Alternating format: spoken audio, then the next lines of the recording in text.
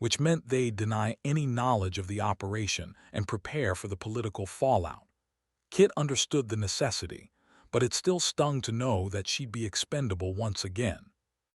The briefing concluded as the wall clock struck midnight. Reed dismissed the support staff, leaving only him, Kit, and Walsh in the sterile conference room.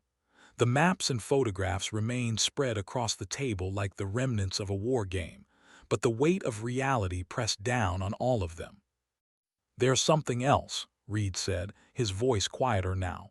"Something that didn't make it into the official briefing." Kit and Walsh exchanged glances. After 12 years of buried secrets and classified operations, they'd learned to expect additional complications. "Khorassani isn't just planning an attack on civilian aircraft," Reed continued. "Our sources suggest he's been in contact with domestic terror cells. The target isn't just American interests overseas, it's American soil." The revelation hit like cold water. Kit leaned back in her chair, processing the implications. A coordinated attack involving foreign terrorists and domestic conspirators could make September 11th look like a warm-up exercise. "How credible is the intelligence?" Walsh asked. "Credible enough that the president has been briefed," Reed replied. "Credible enough that certain congressional leaders have been read into the operation. This isn't just about settling old scores or bringing closure to Phantom Squadron's story. This is about preventing another mass casualty event on American soil." Kit stood and walked to the window, though at this depth underground there was nothing to see but reinforced concrete. The weight of responsibility settled on her shoulders like a familiar coat, heavy, uncomfortable, but somehow reassuring in its familiarity. "Who else knows?" she asked. "About the domestic connection. Maybe a dozen people total. About your involvement, even fewer." "And if we fail?" Reed's reflection in the dark window looked older than his years. "Then, we hope the FBI and Homeland Security can identify and neutralize the domestic cells before they can act, but without Khorassani's intelligence network and operational plans." He didn't need to finish the sentence. They all understood that preventing terrorist attacks required more than just reactive security measures. Sometimes it required taking the fight to the enemy's planning centers, disrupting their communications, and eliminating their leadership before they could operationalize their plans. "Equipment check is at 600, Reed said, gathering his papers. "Transport to the staging area at 1400, wheels up at 1800. As he reached the door, Kit called out to him, "Admiral." He turned back, eyebrow raised. "The families of the original Phantom Squadron, do they know the truth about what happened?" Reed's expression softened slightly. "They know their loved ones died serving their country. Sometimes that's enough truth for one lifetime." Kit nodded, understanding but not entirely satisfied. Ghost's mother, Riptide's father, Hammer's wife and young daughter, they'd all grieved for heroes who died in a training accident, never knowing that their loved ones had been sacrificed for intelligence gathering and political expediency. After Reed left, Kit and Walsh remained in the briefing. The handcuffs clicked against the metal table as Detective Morrison pushed the arrest report across the scratched surface. The woman sitting opposite him looked ordinary enough, shoulder-length auburn hair pulled back in a practical ponytail, weathered hands folded calmly in her lap, steel-gray eyes that hadn't blinked once during the entire booking process. Her name was Katerina Kit Volkov, according to the fake ID they'd pulled from her wallet. But the bartender at Murphy's Tavern had called her something else entirely before the fight broke out. "So you're telling me," Morrison said, tapping his pen against his notepad, "that you're a Navy SEAL, that's your story?" Kit's expression didn't change. Outside the interrogation room, the precinct buzzed with its usual chaos, phones ringing, officers shuffling paperwork, the coffee machine grinding another bitter cup.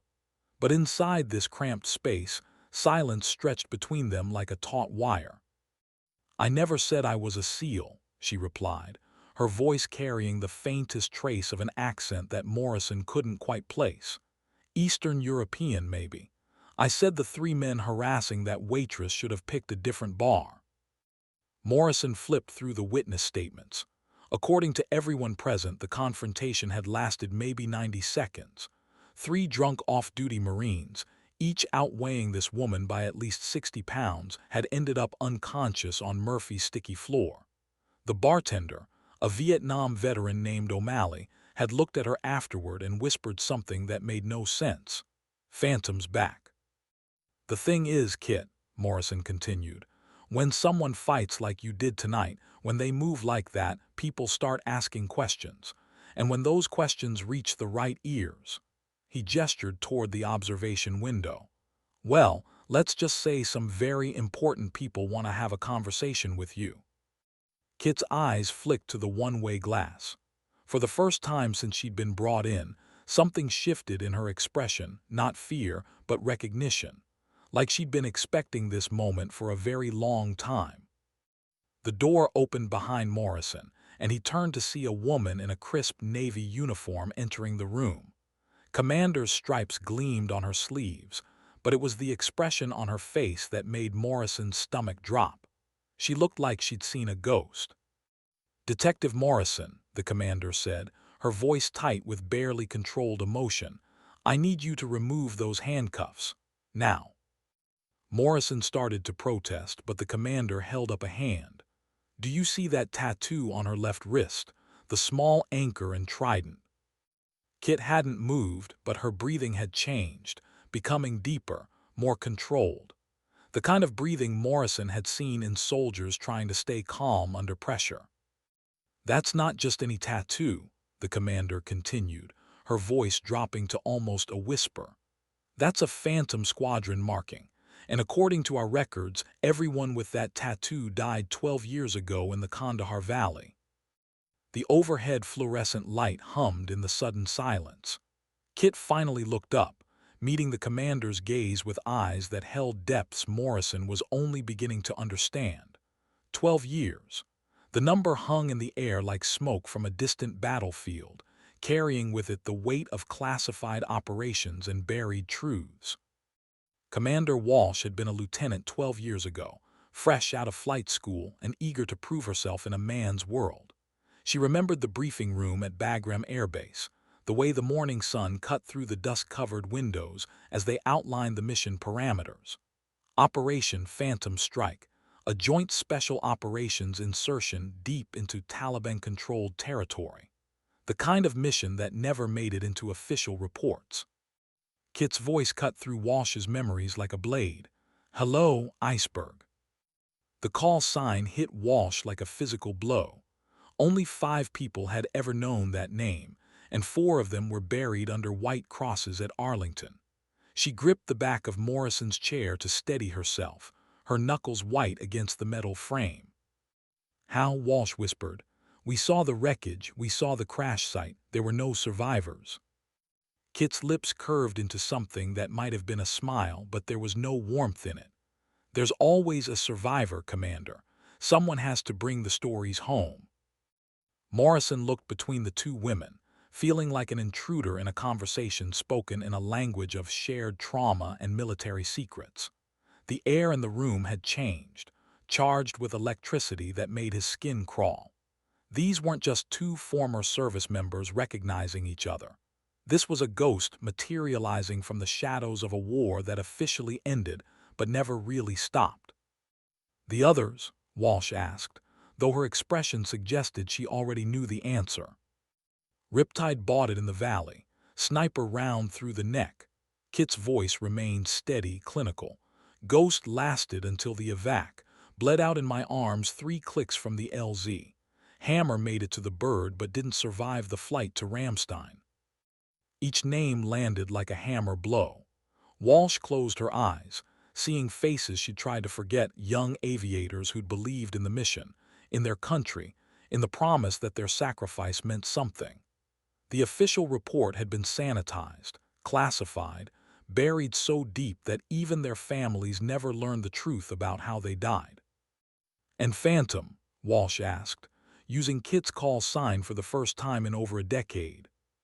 Kit stood slowly, the handcuffs rattling against the table. Phantom learned to disappear. The precinct's coffee machine gurgled in the distance, a mundane sound that seemed absurd against the weight of revelation filling the small room. Morrison fumbled for his keys, his hands shaking slightly as he unlocked the restraints. The metal fell away from Kit's wrists, leaving pale marks against sun-weathered skin. Walsh pulled out her secure phone, fingers moving across the encrypted keypad with muscle memory born from countless classified communications. "I need to make some calls. There are people who have been waiting 12 years to hear from you." "People who put me in that valley in the first place," Kit said, rubbing circulation back into her wrists. The tattoo was clearer now without the handcuffs obscuring it, a detailed rendering of an anchor and trident intertwined with wings, so small and precise it could have been mistaken for anything else. But Walsh knew better. She'd watched the squadron's commanding officer, Colonel Marcus Reed, personally oversee each tattoo's application. "Reed's retired now," Walsh said, reading Kit's expression. "Admiral Reed, actually, Pentagon liaison to Special Operations Command." Kit's jaw tightened almost imperceptibly. Still sending kids into meat grinders for politicians' convenience. The bitterness in her voice made Morrison uncomfortable. He'd interviewed enough veterans to recognize the particular kind of anger that came from betrayal at the highest levels.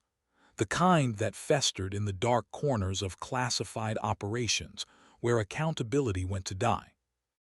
Walsh's phone buzzed. She glanced at the display and her face went pale. "He's here, in the building." Before anyone could respond, the interrogation room door opened again. The man who entered commanded attention without saying a word, tall, silver-haired, with the bearing of someone accustomed to being the most important person in any room.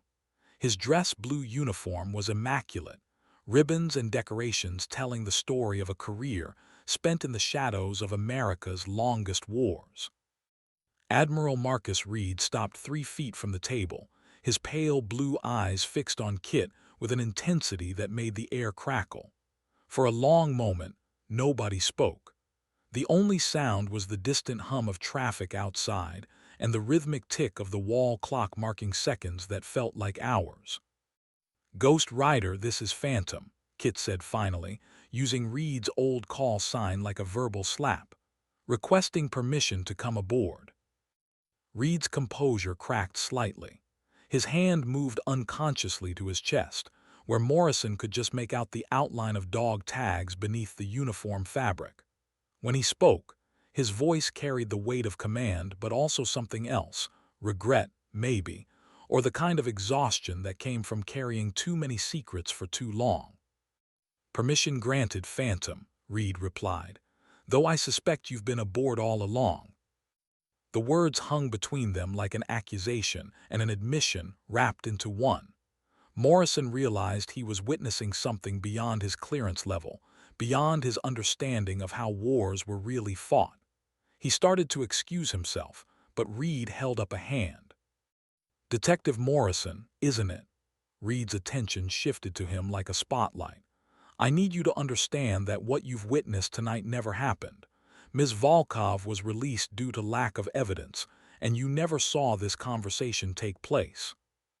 Morrison nodded, recognizing the tone of absolute authority. Some battles weren't worth fighting, especially when they involved people who could make problems disappear with a phone call. "Good man," Reed's expression softened slightly. "Your service record shows deployment to Fallujah in 06, 2nd Marines." "Yes, sir." "Then you understand the importance of operational security. Some stories are told in due time, others never are." As Morrison left the room, he caught a glimpse of Kit watching him go. There was something in her expression he couldn't quite read, gratitude, maybe, or the recognition that he'd chosen discretion over curiosity. The door closed behind him with a soft click, sealing him out of a conversation that would reshape everything he thought he knew about the war on terror. Inside the room, the 3 remaining figures formed a triangle of tension. Reed moved to the window, looking out at the city lights that sparkled like stars in the darkness. Walsh remained by the door, her hand still gripping her phone as if it were a lifeline. Kit sat back down, but her posture had changed, less prisoner, more predator waiting to strike. 12 years, Reed said without turning around. Do you have any idea what your disappearance cost us? Lives, Kit's voice was sharp as broken glass. Because I can tell you exactly what it cost me. 4 teammates who trusted me to bring them home. A mission that was supposed to be routine intelligence gathering that turned into a slaughter. And 12 years of wondering if you actually believed we were expendable. Reed's reflection in the window showed a man aging in real time. The mission parameters changed while you were airborne. Taliban forces had moved a high-value target into the area. We had one chance. You had one chance to get us killed, Kit interrupted, and you nearly succeeded. Walsh stepped forward, her diplomatic training kicking in. Admiral, with respect, Phantom Squadron was told they were flying reconnaissance. Intel gathering, not a direct action mission against fortified positions. Reed finally turned from the window, and Morrison would have been shocked to see the transformation in the man's face. The absolute confidence had cracked, revealing something raw underneath, the weight of command decisions that had haunted him for over a decade. You're right, he said simply. All of you are right. The admission landed like a bomb in the small room. Walsh's grip on her phone tightened until her knuckles went white, while Kit's expression shifted from anger to something more complex. Vindication, mixed with the bitter satisfaction of finally hearing truth spoken aloud.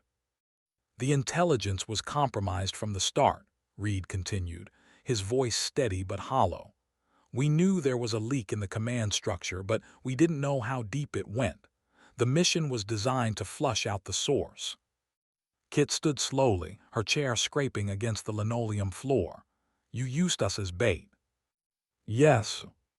The single word carried the weight of 4 graves, of families who'd buried empty coffins, of a squadron that had ceased to exist in all but the memories of the few who'd known the truth. Walsh felt the air leave her lungs as if she'd been punched in the chest. Jesus Christ, Marcus, she whispered, do you know what you're saying? Reed's laugh was bitter, tired. I'm saying that I've spent 12 years trying to justify the unjustifiable.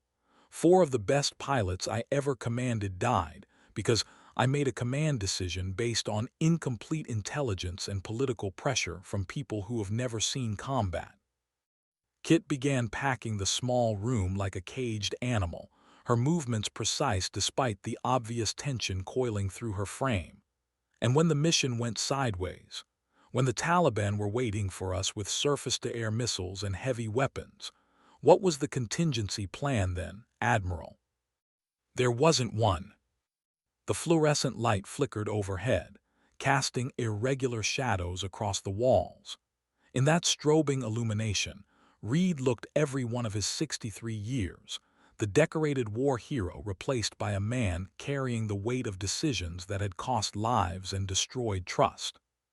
The leak was identified 6 months later, he continued. A communications specialist at Bagram with gambling debts and Taliban contacts. By then, it was too late to matter. The mission records were classified beyond black. The families were told their loved ones died in a training accident. Walsh pressed her back against the door, needing something solid to support her as the implications crashed over her. The memorial service. I spoke at Ghost's funeral. I told his mother he died serving his country with honor. He did, Kit said, stopping her packing to face Walsh directly. They all did. The mission was fucked from the beginning, but they followed orders. They trusted their leadership. They died believing they were making a difference. Reed nodded slowly. Which is why when our intelligence network picked up chatter about a woman matching your description 3 months ago, I had to know for certain. The facial recognition software flagged you in 6 different cities over the past 2 years. Always moving, always careful, but never quite invisible enough. You've been hunting me. "I've been trying to find you," Reed corrected. "There's a difference." Kit's laugh was sharp, humorless. "Is there? Because from where I sit, it looks like you spent 12 years covering your ass while I've been living in the shadows, jumping at every siren, wondering if today's the day someone puts a bullet in my head to keep the truth buried." The weight of those words settled over the room like fog. Walsh found herself thinking about the official reports she'd read, the sanitized accounts of heroic sacrifice that never mentioned surface-to-air missiles or leaked intelligence or young pilots sent into kill zones with false promises of safe passage home. "Why now?" Kit asked, settling back into her chair. "Why surface now, in a dive bar in Baltimore, fighting off drunk Marines who couldn't keep their hands to themselves?" Reed pulled out his phone, scrolling through what appeared to be classified documents. Because 3 days ago, satellite imagery confirmed that the Taliban commander who orchestrated the Kandahar Valley ambush has resurfaced. Nasir Ahmed Khorasani, also known as the Ghost of Ghazni. Our intelligence suggests he's planning something significant. The name hit Kit like cold water. She'd seen Khorasani's face in the scope of her rifle during the firefight that claimed her squadron. Close enough to take the shot if she'd had the angle. Close enough to see the satisfaction in his eyes as American aircraft burned in the valley below. "And you want me to what?" Kit's voice was deadly quiet. "Go back, finish what we started 12 years ago." "I want you to know that your sacrifice, and your squadron's sacrifice, might finally mean something," Reed replied. "Khorasani's network has been dormant since Kandahar.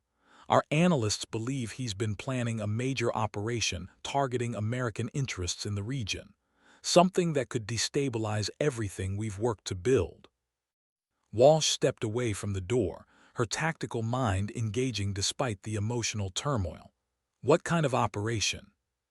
"Intelligence is fragmented," Reed admitted, "but the chatter suggests civilian aircraft, possibly commercial airliners." The implications hung in the air like a toxic cloud.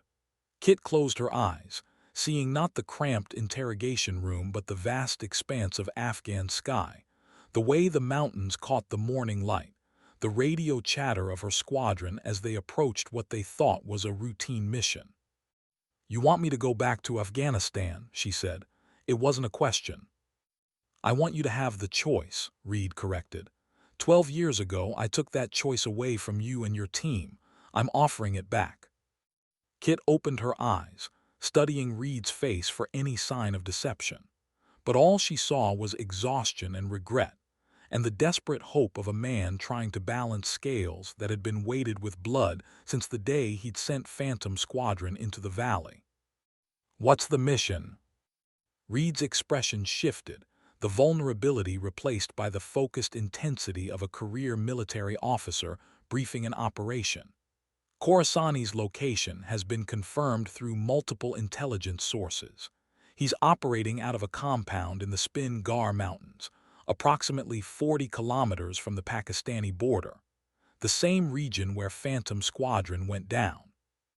Kit felt the familiar flutter of adrenaline in her chest, the muscle memory of pre-mission briefings and tactical planning sessions.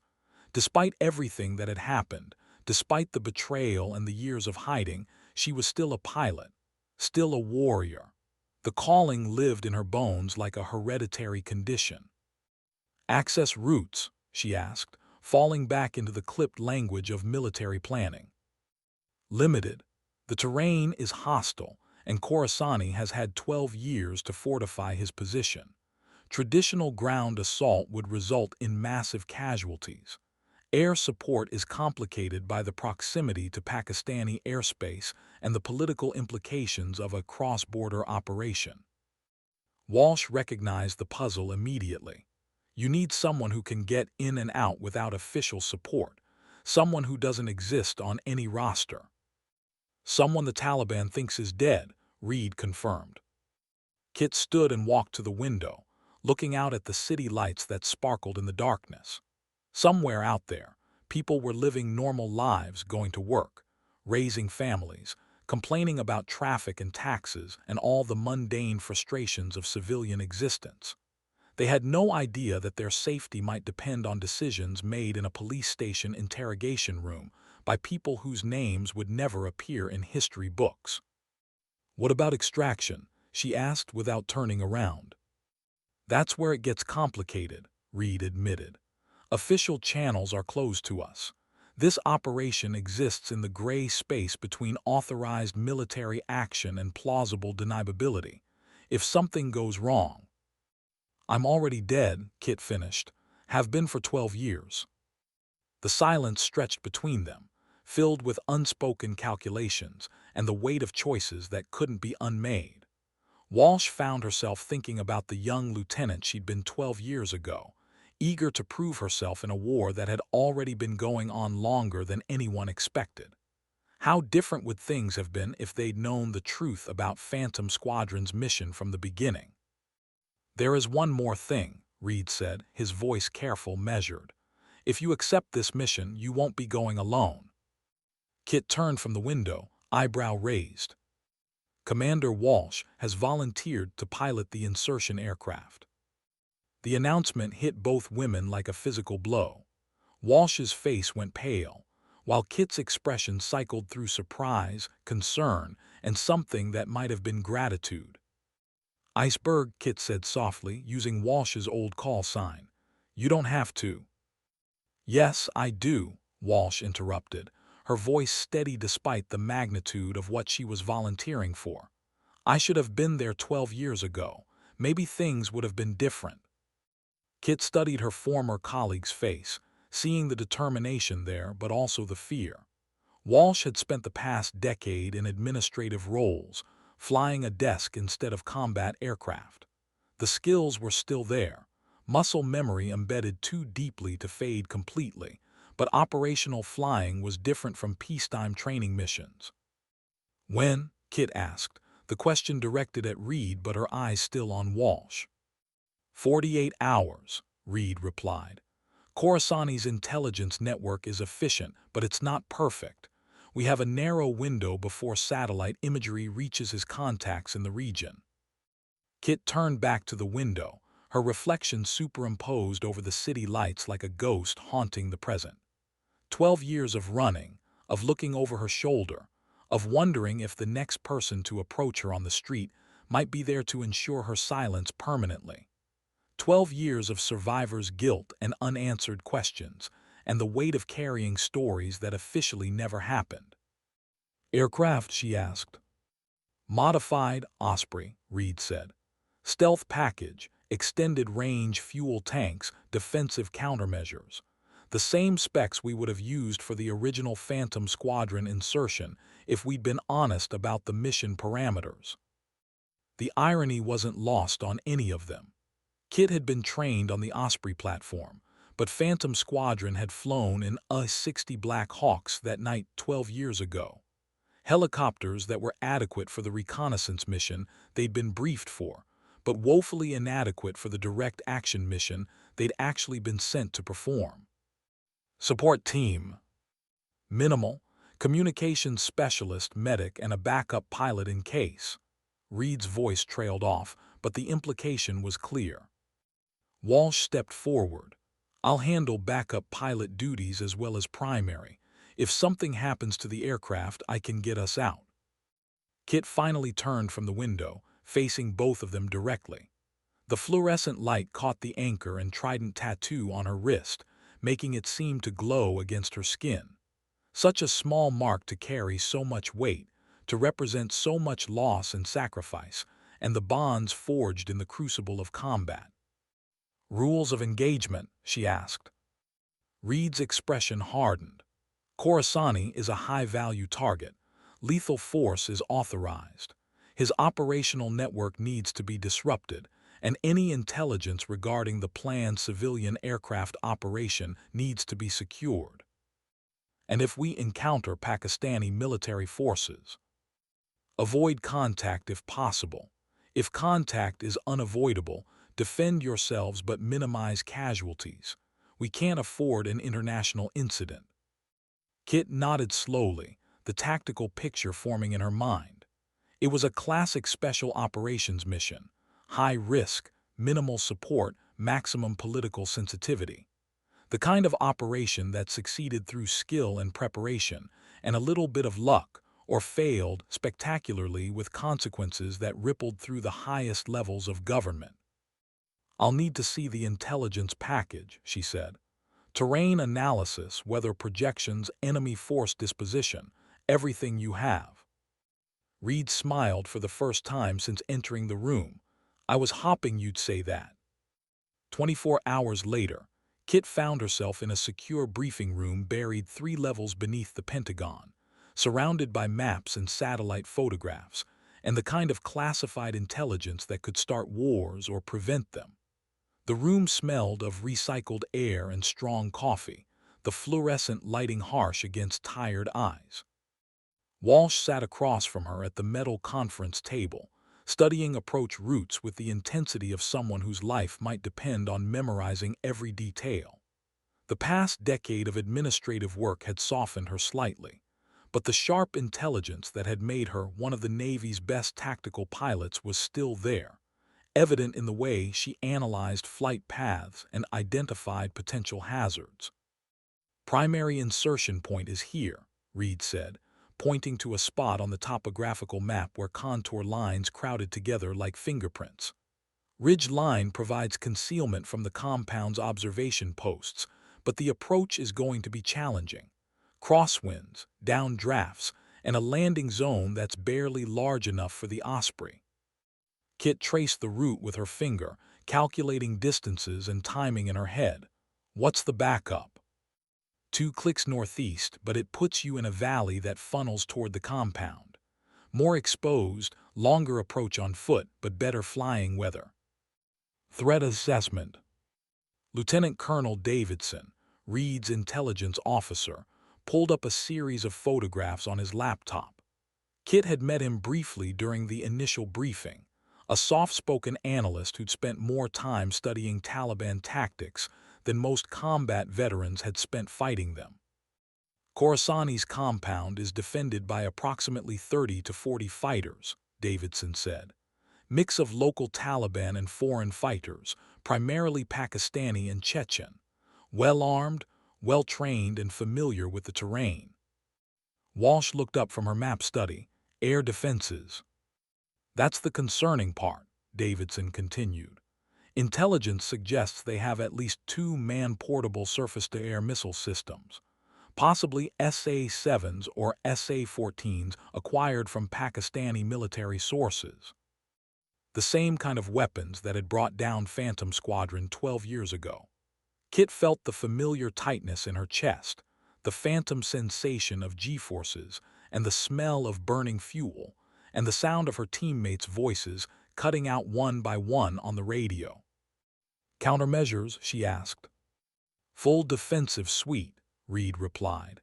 "Chaff, flares, electronic jamming, plus the benefit of 12 years of technological advancement. The new countermeasures package is significantly more effective than what you had before." Kit nodded, but they all knew that technology was only as good as the people using it. In the end, success would come down to pilot skill, tactical awareness, and the kind of luck that couldn't be programmed into computer systems. "Mission timeline?" Walsh asked. Reed pulled up a different map, this one showing the broader region with weather patterns overlaid in colored zones. "Insertion at 200 local time, during the new moon.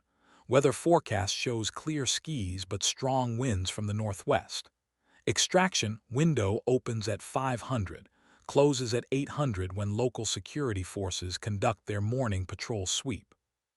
3 hours. Kit had participated in missions with tighter timelines, but never one where failure meant not just death but the potential for international incident and political catastrophe. The stakes had never been higher, even during the height of the Iraq surge when American forces were taking casualties every day. "Communications protocol?" she asked. Davidson handed her a secure radio unit, smaller and more sophisticated than the equipment she'd used during her active duty years. Encrypted burst transmission every 30 minutes. If we don't hear from you by 5:30, we initiate contingency protocols, which meant they'd deny any knowledge of the operation and prepare for the political fallout. Kit understood the necessity, but it still stung to know that she'd be expendable once again.